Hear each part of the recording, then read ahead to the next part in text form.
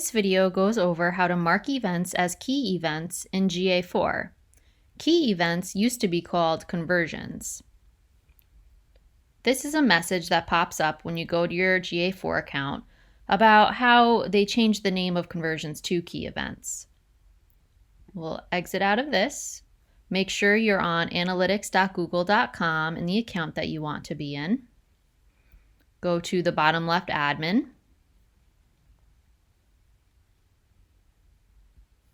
Scroll down and click Events. You would then check off which one you want to mark as a key event. Again, a key event used to be called a conversion. So for example, I'll mark that one off. So now it has been enabled as a key event. So if you go over to Key Events, you'll see the form Submit that I marked as a key event now shows up on this page. And that is all for this video. Thank you for watching.